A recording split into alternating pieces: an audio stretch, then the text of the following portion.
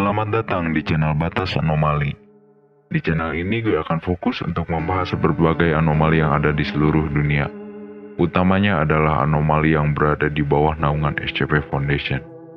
Untuk kali ini gue bakalan bahas tentang SCP-009, yang mana merupakan sebuah anomali berbentuk es ataupun air yang berwarna merah. SCP-009 ini secara resmi diberi nama Red Ice, yang mana dapat diartikan sebagai es merah. Sesuai dengan namanya, SCP-009 ini merupakan sekumpulan es atau air yang berwarna merah.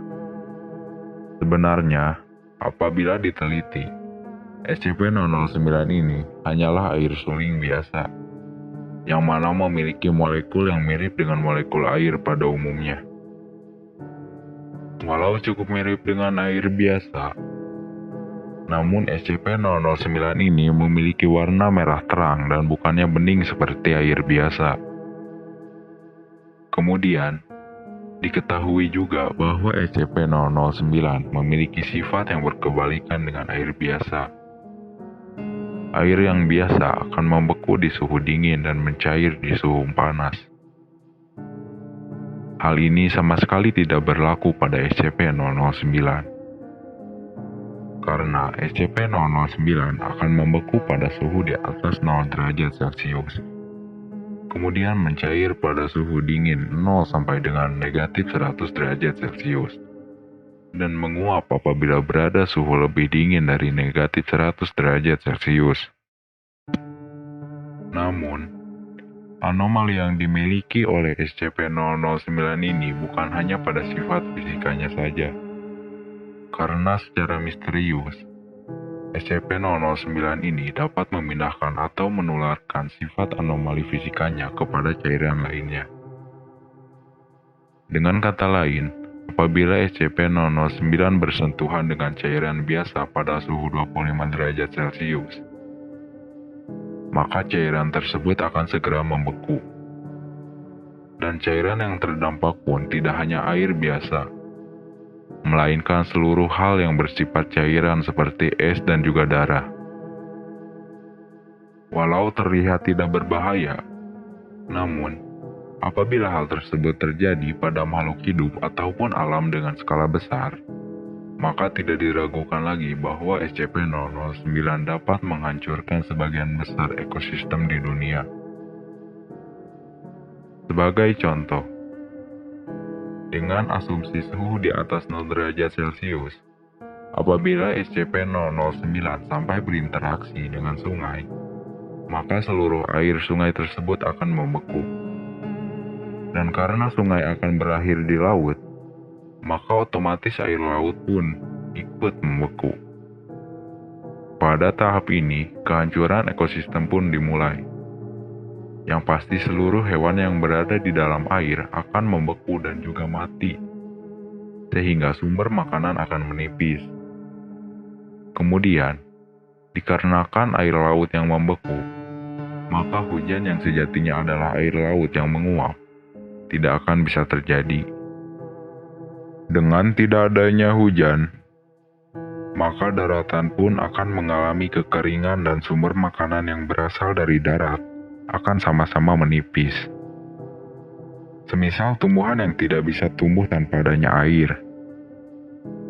Dan dengan demikian, maka seluruh makhluk hidup, terutama manusia dan hewan, akan mengalami kepunahan secara perlahan apabila tidak ada solusi. Selain alam, SCP-009 pun menjadi hal yang sangat mengerikan apabila makhluk hidup seperti manusia terkena SCP-009.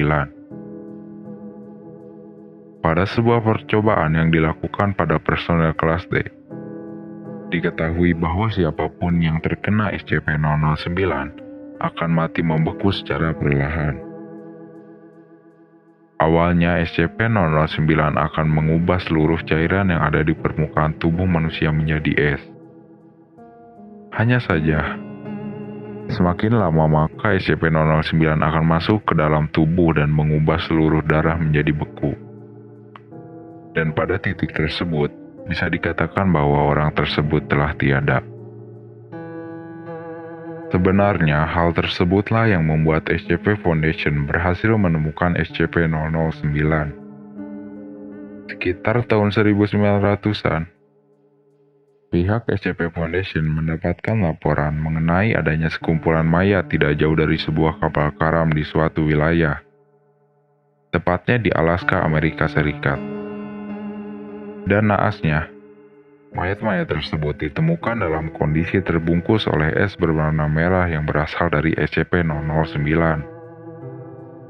Dan dari sanalah pihak SCP Foundation menahan SCP-009.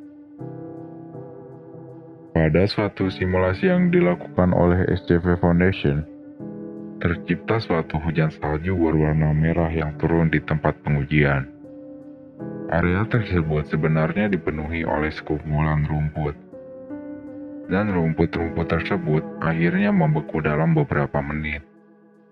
Kemudian, tiap tumbuhan yang bukan rumput akan berubah warna menjadi merah terang dan bermutasi sehingga memiliki semacam tentakel yang mirip seperti spesies tumbuhan Drosera capensis. Dalam penahanannya, suhu di ruang penahanannya harus dijaga dengan ketat. Apabila tidak ada pengujian, maka suhu tidak boleh melebihi 0 derajat Celcius. Normalnya suhu harus berada di sekitar negatif 30 hingga negatif 25 derajat Celcius. Kemudian, seluruh personel yang berhubungan dengan SCP-009 harus melalui prosedur ketat. Para personel harus menggunakan suatu setelan khusus yang tidak mengandung air sedikit pun. Apabila selesai melakukan pengujian, maka personel tersebut harus diisolasi selama 12 jam atau lebih. Apabila terdapat tanda-tanda SCP-009 di tubuh personel, maka personel tersebut dikarantina. Walaupun SCP-009 memiliki efek yang sangat berbahaya, namun karena sifatnya yang tenang selama tidak ada kontak dengan suatu cairan, maka SCP-009 ditetapkan sebagai SCP kelas Euclid. Walau begitu, sebenarnya SCP-009 ini pernah akan dinaikkan tingkatannya menjadi SCP kelas Keter. Hanya saja, hal tersebut diurungkan karena SCP-009 tidak akan bereaksi tanpa suatu media cair di sekitarnya. Akhir kata, perlu gue tekankan kalau setiap kisah dari SCP Foundation hanyalah karangan fiksi. Walau begitu, jangan pernah lengah dan terus perhatikan sekitarmu karena banyak hal yang senantiasa berada di dekatmu. Mungkin sekian yang bisa gue bahas. Mohon maaf apabila ada kesalahan. Jangan lupa untuk klik suka dan subscribe. Terima kasih.